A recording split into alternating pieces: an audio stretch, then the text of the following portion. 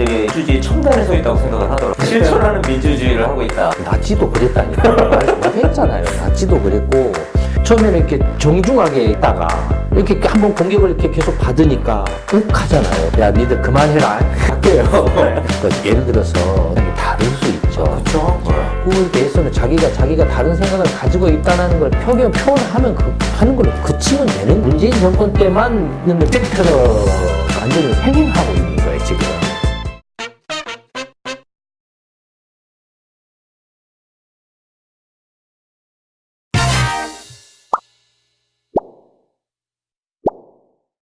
김광수의 경제데이트 128회 제1부를 시작하겠습니다. 안녕하세요. 저는 서성민입니다. 네, 길경식입니다. 네, 김광수입니다. 네, 오늘 128회인데 우리 이거 언제 시작했죠?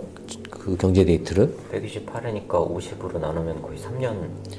거의 문재인 정부 출범하기 네, 그쵸. 직전이 시작을 네, 했죠. 2017년쯤 했죠. 사실 우리처럼 이렇게 장수 컨디션을 하는데도 없었나 싶은데 저번인가 한번 네. 그런 이야기 한번 했었죠. 제 이미지가 조금 많이 오해를 좀 받고 있다. 소장님 예, 이미지가 이미지. 원래 소장님은 그렇지 않은데 네. 어떻게 보면 기대감이랄까 조금 더 많은 사람들이 이렇게 좀 인지하고 또 관심을 갖고 뭔가 이렇게 생각을 공유를 했으면 하는 그런 바람이 좀 강하다 보니까 제가 조금 이렇게 예전에 비해서 너무 과하거나 격하게 말을 하지 않느냐. 예전에는 이제 그 이명박 정권 때나 박근혜 정권 때도 사실 굉장히 격하거나 과하게 이야기를 많이 했었어요. 그쵸.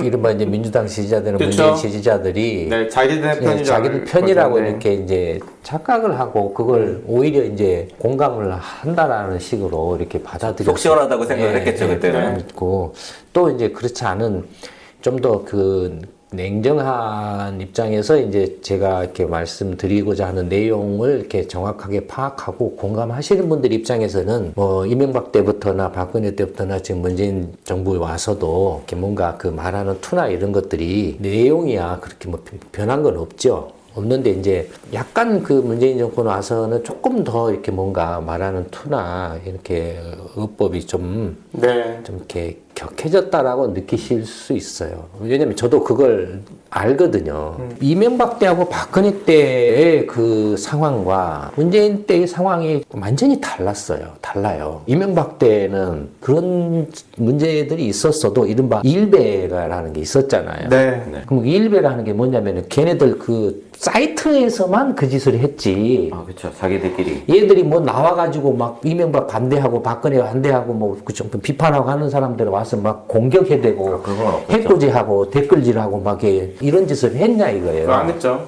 네. 그건 안 근데 했죠. 문재인 정권 들어와서는 이게 그냥 문바라고 하나 이렇게 그냥 자기들 그 어떤 사이트나 네. 그런 데서 모여가지고 자기들끼리 이렇게 하면 모르는데 이게 와서 그냥 집단 그 공격을 해야 되는 거예요. 그러니까 처음에 저도 처음에는 정식으로 당당하게 이렇습니다, 저렇습니다, 이건 엉터리입니다, 잘못됐습니다 라고 이렇게 예전에 해왔던 그 표현 방식을 그대로 유지를 했다가 황당하게 그렇게 이제 공격을 받으니까 막 메일이나 이렇게 다음 카페나 이런 데로 막 공격을 해 들어오고 그 다음에 우리 이제 경제데이트 이렇게 하니까 그 댓글에다가 네. 말할 수 없는 그런 욕설이나 이런 걸 했잖아요.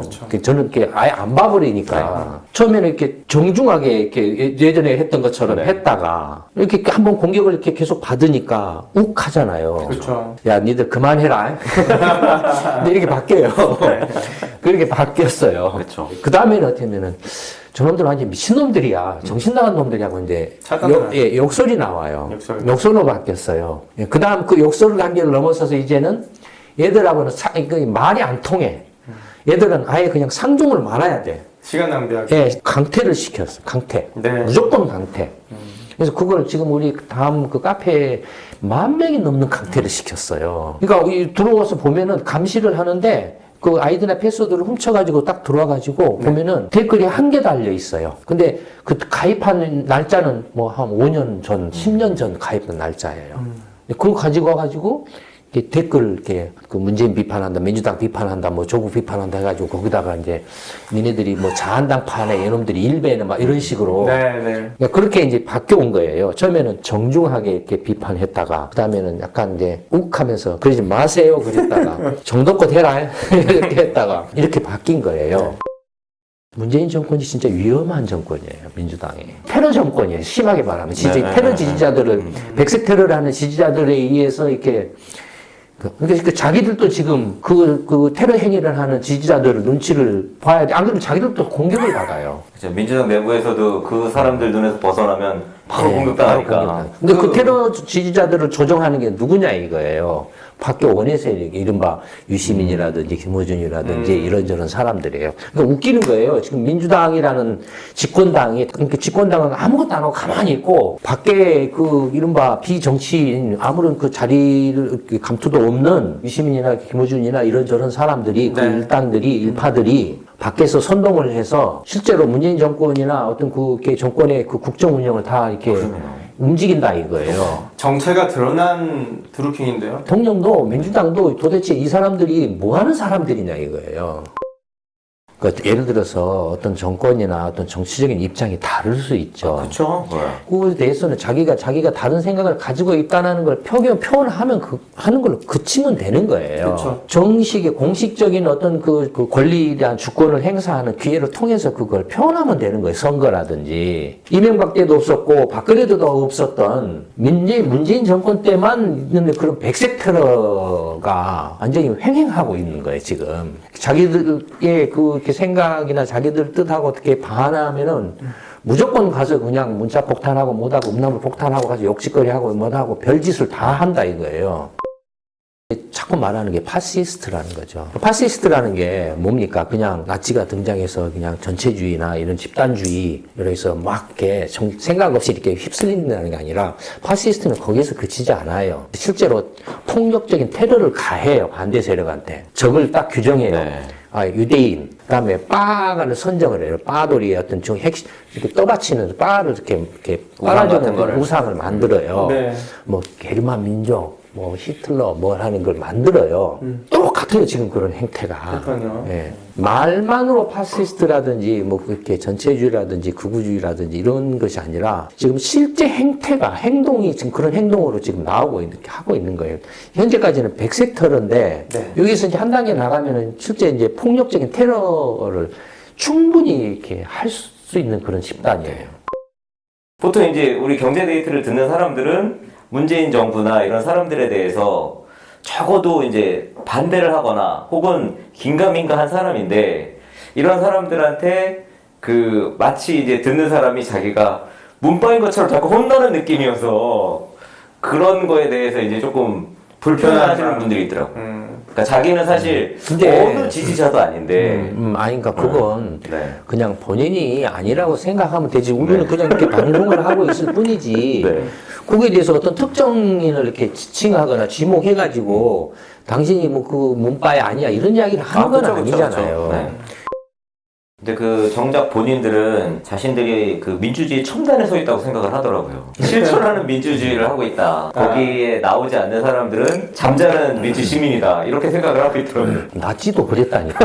말했잖아요. 나치도 그랬고.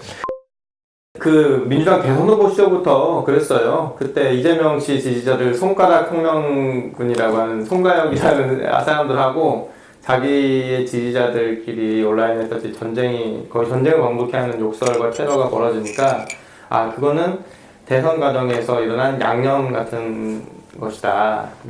그래서 이제 문자 양념 뭐 이런 말이 있었는데 그게 이제 그 문재인 정부가 출범한 이후에 인사청문회 할 때 그 이제 야당 인사청문위원들 상대로 이제 문자 폭탄을 이제 자기들은 문자 행동이라고 이제 얘기를 하면서 그거를 부추겼었죠. 그걸 이제 손혜원 의원이 문자 행동이다라고 부추겼다가 자기가 그거 완전 미친 사람이에요. 문자 폭탄에 대상이 되니까 그래서 확 바뀌어가지고 고소하는 만에 막 이런 해프닝들이 완전히 그 제정신이 아닌 미친 사람들이에요. 그러니까 광기 어린 집단이 그냥 그 한 자리 해먹는 눈이 뒤집혀가지고 수단과 방법을 가리지 않고 우리가 이렇게 힘을 모아서 이렇게 새로운 어떤 세력을 시민사회 주도의 어떤 시민 주도의 그 새로운 정치 세력을 만들어서 민주당, 자한당에도 뭐 기타 잡당에도 이렇게 전부 물갈이 하는 것 외에는 지금 방법이 없고 이미 이제 조국 사태를 계기로 해서 거의 상당수 광화문 집회 나간 사람들의 거의 한 뭐 이렇게 한 7, 80%가 그런 사람들이에요. 네. 예, 이제 전부 물갈이 해야 돼라고 하는 생각하는 사람들이에요. 네. 그러니까 거기에 이제 그 사람들이 어떻게 좀 뭔가 관심을 갖고 참여할 수 있는 어떤 구심점이 될 수 있는 데까지 어떻게 빨리 만들어 가느냐가 지금 이제 저 정도 세력이면 충분히 국가를 경영할 수 있어 라고 한 정도까지만 지금 빨리 만들어 가면 뒤집어진다 이거예요. 그러니까 일반 사람들이 그렇게 하기는 힘든데 어쨌든 간에 우리가 이제 그런 이순신 프로젝트라는 그런 분들이 편하게 또 쉽게 참여할 수 있도록 하기 위해서 이순신 프로젝트라는 장을 만들어 놨거든요. 그러니까 그 이순신 프로젝트라는 장에 한번 참여해 보시면 된다 이거예요. 네, 128회 1부는 민주주의를 위협하는 국민을 분열시키는 문재인 민주당 정부의 지지자들에 대해서 이야기를 나눠봤습니다. 이것으로 1부를 마치고 2부에서 뵙도록 하겠습니다. 감사합니다. 감사합니다.